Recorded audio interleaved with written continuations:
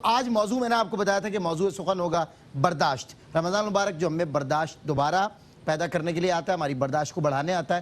اسی مہینے میں برداشت سب سے زیادہ کم ہوتی ہوئی نظر آتی ہے آج کل کے معاشرے میں، اسپیشلی مفتی صاحب سے آغاز کر رہا ہوں۔ مفتی صاحب، برداشت کی ضرورت اور اہمیت پر آپ روشنی ڈالیں، آغاز فرمائیں۔ بسم اللہ الرحمن الرحیم، اللہم صلی علی سیدنا و مولانا محمد وعلی آلہ و اصحابہ وبارک وسلم۔ چونکہ اس وقت ماہ رمضان چل رہا ہے اور ہر ایک اپنے اپنے کاموں میں ہے، تھکاوٹ کا شکار ہے۔ صحیح۔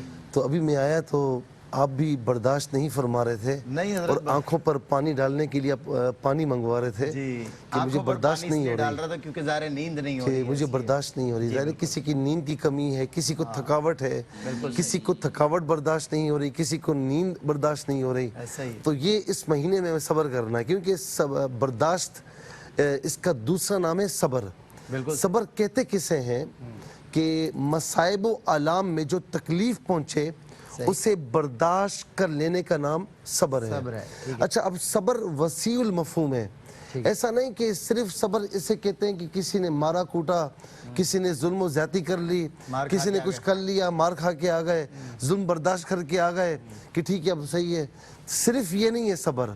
صبر یہ بھی ہے کہ اللہ تبارک و تعالیٰ کی بارگاہ میں نافرمانیوں سے بچنا، گناہوں سے بچنا، یہ بھی صبر ہے۔ جبکہ اختیار ہے۔ جی، صبر کا ایک معنی ہے روکنا، اپنے آپ کو روکنا۔ تو اللہ تعالیٰ کی نافرمانیوں سے، اس کی بارگاہ میں گناہوں سے اپنے آپ کو روکنا، یہ بھی صبر ہے۔ گناہ کرنے کا دل چاہ رہا ہے لیکن بندہ اپنے آپ کو روک رہا ہے۔ اسی طریقے سے اللہ تبارک و تعالیٰ کی بارگاہ میں اس کی عبادت کے لیے کمر بستہ ہونا۔ نفس کہتا ہے کہ مشقت برداشت نہیں ہوتی، لیکن یہ صبر جو ہے یہ نفس کو روک رہا ہے کہ نہیں جی مشقت برداشت کرنی ہے اور اللہ تبارک و تعالیٰ کی بارگاہ میں عبادت کرنی ہے، تو یہ بھی صبر ہے۔ اچھا، صبر اور روزہ یہ آپس میں ان کا ریلیشن بھی ہے۔ صبر کا معنی بھی اپنے آپ کو روکنا ہے، کسی چیز سے رک جانا ہے، اور ماہ رمضان روزے کا معنی بھی اپنے آپ کو روکنا ہے، کسی چیز سے رک جانا ہے۔ جس طریقے سے آپ یہ دیکھیں کہ روزے میں صبح صادق سے لے کر غروب آفتاب تک ہم اپنے آپ کو گناہوں سے روکتے ہیں، اپنے آپ کو جائز کاموں سے روکتے ہیں، اپنے آپ کو کھانے پینے سے روکتے ہیں، تو اسی طریقے سے صبر میں بھی ہم اپنے آپ کو بہت سی چیزوں سے روکتے ہیں۔ تو ایک طرف قرآن فرماتا ہے کہ ان اللہ مع الصابرین، جو صبر کرنے والا ہے اللہ صبر کرنے والوں کے ساتھ ہے، اور دوسری طرف روزے کے بارے میں کیا فرما رہا ہے؟ حدیث قدسی ہے۔ حدیث قدسی اسے کہتے ہیں کہ بات اللہ کی ہو، زبان میرے مصطفیٰ کی ہو، کہ ہر ایک عمل کی جزا میں 10 گناہ تک عطا فرماتا ہوں۔ پھر قرآن کریم میں 700 گناہ تک اس سے بڑھ کر بھی ہے، الا الصوم، مگر روزہ۔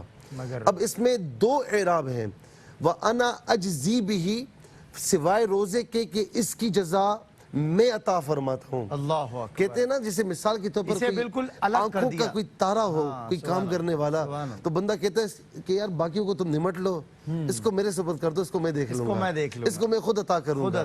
اچھا، دوسری کیا ہے کہ وَأَنَا أُجْزَا بِهِ، سارے اعمال کا 10 گنا، پھر 700 گنا اس سے بڑھ کر ثواب عطا فرماتا ہوں، مگر روزہ کہ اس کی جزا میں خود ہوں۔ یہ ہے صبر کے ساتھ اس کا ریلیشن، کہ روزہ بھی صبر کا نام ہے، صبر بھی برداشت کا نام ہے۔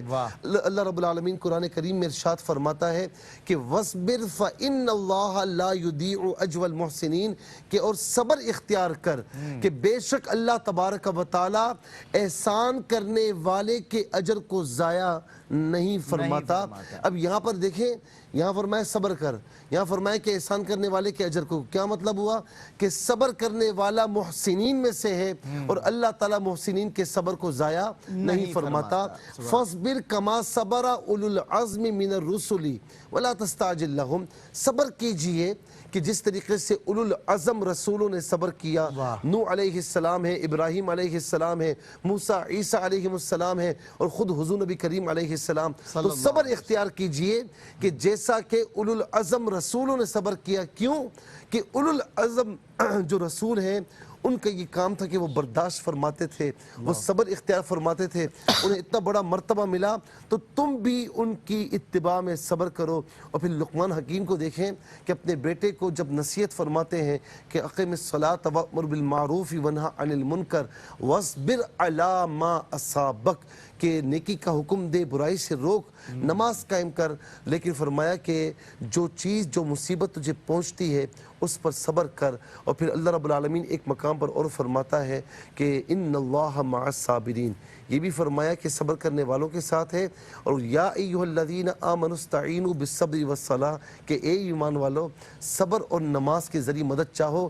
یعنی صبر ایک ایسا ہتھیار ہے مومن کا, ایسا ہتھیار ہے جس سے وہ ہر کہ جنگ اگلا جیت بندہ سکتا ہے. کچھ بھی کر لے, اگر یہاں پر صبر ہے نا وکٹری اس کی. تو سمجھ جائے کہ یہ وکٹری اسٹینڈ پر کھڑا ہوا ہے. بالکل صحیح مفتی